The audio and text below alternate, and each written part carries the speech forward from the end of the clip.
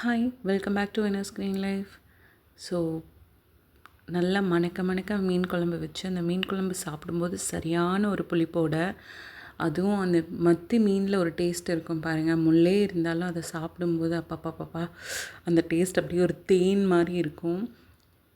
இந்த காம்பினேஷன் நல்லா white rice கூட சூடாக சாப்பிடும்போது அப்படியே அல்டிமேட்டாக இருக்கும். ப்ளஸ் அது கூட பார்த்திங்கன்னா பொரிச்ச மீன் தான். அது ரோகு மீன் பாருங்களேன், ஃப்ளஷ் எவ்வளோ அழகாக வெந்து வருதுன்னு இதை பார்க்கும்போது முதல் மரியாதையாக ஞாபகம் வருது.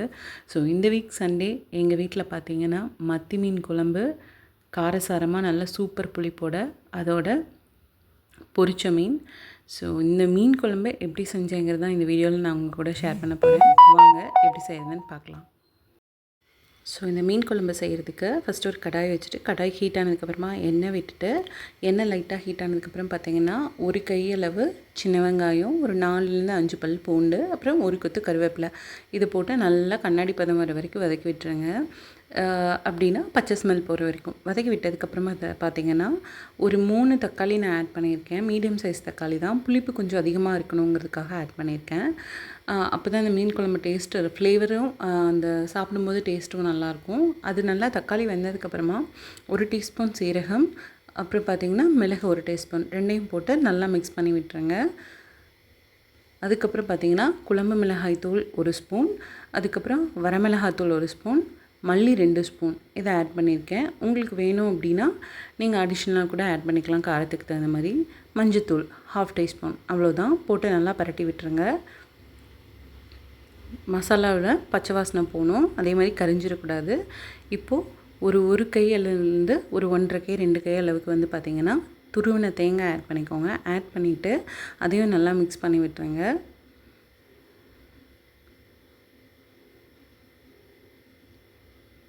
ஸோ தேங்காயும் லிட்டில் பிட் வதங்கணும். இந்த மீன் குழம்பு சொல்லவே வேண்டாம். ஆஸ் யூஷுவல் நம்ம ட்ரெடிஷனில் இட்லிக்கு, தோசைக்கு இதுக்கெல்லாம் சாப்பிடுவோம், ப்ளஸ் சாதத்துக்கு. இப்போ பார்த்திங்கன்னா இந்த குழம்புக்கு தேவையான அளவு உப்பை ஆட் பண்ணிக்கலாம். வேணும்னா நம்ம தாளிக்கும் போதும் டெஸ்ட் பண்ணிவிட்டு ஆட் பண்ணிக்கலாம். இப்போது இந்த மசாலாவை ஒரு மிக்ஸி ஜாருக்கு ட்ரான்ஸ்ஃபர் பண்ணிவிட்டு தனியாக அரைச்சி எடுத்து வச்சுக்கலாம். இப்போ குழம்பு தாளிக்க ஆரம்பிச்சிடலாம். ஸோ இப்போ பார்த்திங்கன்னா கடாய் வச்சுட்டு நான் கடலெண்ணெய் தான் ஊற்றிருக்கேன். கடலெண்ணெய் 1 ஸ்பூன், ஆல்ரெடி வதக்கும் போது எண்ணெய் அதிகமாக யூஸ் பண்ணதுனால 1 ஸ்பூன் அளவுக்கு கடலெண்ணெய் ஆட் பண்ணிவிட்டு, கடுகு கொஞ்சம் தாளிக்கிறதுக்கு, கடுகு கொஞ்சம் பொரிஞ்சதுக்கப்புறமா பார்த்திங்கன்னா வெந்தயம் போட்டோன்னே சீக்கிரம் கருகிற ஆரம்பிச்சிடும். அதனால் அந்த ஸ்டேஜில் டக்குன்னு சின்ன வெங்காயம் ஒரு 10லேருந்து 12 பல், அதுக்கப்புறம் பார்த்திங்கன்னா பூண்டு ஒரு சின்னதாக இருக்கிறதுனால 7 பல் அளவுக்கு போட்டு கொஞ்சம் தாளிப்புக்கு கருவேப்பிலை ஆட் பண்ணி நல்லா வதக்கி விட்டுருங்க. இப்போது அரைச்சி வச்சுருக்கிற அந்த மசாலா பேஸ்ட் இருக்கு இல்லையா, அதை இது கூட ஆட் பண்ணிக்கலாம். இதை ஆட் பண்ணும்போது எப்பயுமே ஜாரில் கொஞ்சம் தண்ணி விட்டு தண்ணி கன்சிஸ்டன்சியில் ஆட் பண்ணிக்கோங்க. அப்படி இல்லை நீங்கள் டைரெக்டாக ஆட் பண்ணிங்க அப்படின்னா பாத்திரம் ஹீட்டாக இருக்கிறதுக்கு இதை ஊற்றும்போது அங்கங்கே தெறிக்க ஆரம்பிச்சிரும். ஸோ இதை ஆட் பண்ணிக்கலாம். ஆட் பண்ணிவிட்டு குழம்புக்கு தேவையான அளவு தண்ணியும் இது கூடவே ஆட் பண்ணிக்கலாம். மசாலா அந்த ஜார் அரைச்சோம் இல்லைங்களா, அதையும் கழுவி தண்ணி ஆட் பண்ணிவிட்டு நல்லா மிக்ஸ் பண்ணி விட்டுடலாம். குழம்பு நல்லா கொதித்து பச்சை வாசனை போகிற அளவுக்கு வரட்டும். ஸோ பார்த்திங்கன்னா கொதி வந்துருச்சு.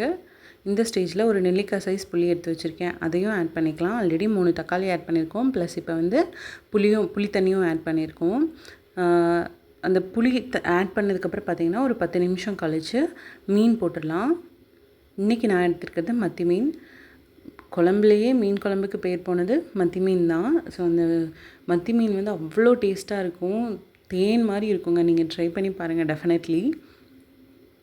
ஸோ ஒரு 1/2 kg அளவுக்கு மத்தி மீன் எடுத்திருக்கேன். இந்த குழம்பு பார்த்திங்கன்னா ஒரு 3லேருந்து 4 பேர் அந்த மாதிரி சாப்பிட்றதுக்கான அளவு. வேணும் அப்படின்னா நீங்கள் அடிஷ்னலாக செய்கிறீங்கன்னா இன்க்ரீடியன்ட்ஸ் அதிகப்படுத்திக்கோங்க. அதேமாரி மீன் கழுவும் போது பார்த்திங்கன்னா உப்பு போட்டு மஞ்சத்தூள் போட்டு நல்லா அலசி எடுக்கும்போது இந்த கவுச்சி வாசனை இருக்காது. இந்த மீனில் கொஞ்சம் இந்த ஸ்மெல் தெரியும். பார்த்திங்களா, எண்ணெய் நல்லா பிரிஞ்சு அல்டிமேட்டாக நிறைய வெங்காயம் போட்டு நம்மளுக்கு ஒரு மீன் குழம்பு ரெடி. அது கூடவே பார்த்திங்கன்னா ஃபிஷ் ஃப்ரை பண்ணியிருந்தேன். ஃபிஷ் ஃப்ரை பார்த்திங்கன்னா கட்லா ரோகோ சம்திங் எனக்கு தெரியல. ஸோ அதையும் வந்துட்டு மசாலா தடவி ஃப்ரிட்ஜில் எடுத்து வச்சுருந்தேன். அதையும் பொரித்து எடுத்துக்கலாம். ஸோ இந்த மீன் மட்டும் என்னாச்சுன்னா, நம்ம போடும்போது கீழே நல்லாவே ஒட்டிருச்சு பாத்திரத்தில். அது என்னால் எடுக்கவே முடியல. ஆஃப்டர் தட் இது இப்படி ஆனதுனால நான் வந்துட்டு வடக்கல் அதாவது தோசைக்கல் வச்சு தோசைக்கல்லில் எண்ணெய் ஊற்றி பொரிக்க ஆரம்பிச்சிட்டேன். அப்போ கொஞ்சம் நல்லா வந்தது. ஸோ வீக்கெண்ட் அதுவும் சண்டே பார்த்திங்கன்னா நம்ம வீட்டில் லன்ச்சு ஸ்பெஷல் என்னென்னா சுட சுட ஒயிட் ரைஸ், அது கூட நல்ல புளிப்பான அதுலேயும் சூப்பர் டேஸ்ட்டான மத்தி மீன் குழம்பு, அது கூட ஃப்ரெஷ் ஃப்ரை. இதுதான் உங்கள் வீட்டில் இந்த சண்டேக்கு நீங்கள் என்ன ஸ்பெஷலாக பண்ணீங்கங்கிறத என்னோட ஷேர் பண்ணிக்கோங்க. நம்ம சேனல் பிடிச்சிருந்தது அப்படின்னா சப்ஸ்கிரைப் பண்ணிக்கோங்க. உங்கள் ஃப்ரெண்ட்ஸ் அண்ட் ஃபேமிலிக்கு இந்த சேனலை ஷேர் பண்ணி விடுங்க, லிங்க் ஷேர் பண்ணி விடுங்க. நெக்ஸ்ட் வீடியோவில் பார்ப்போம். தேங்க்ஸ் ஃபார் வாட்சிங்.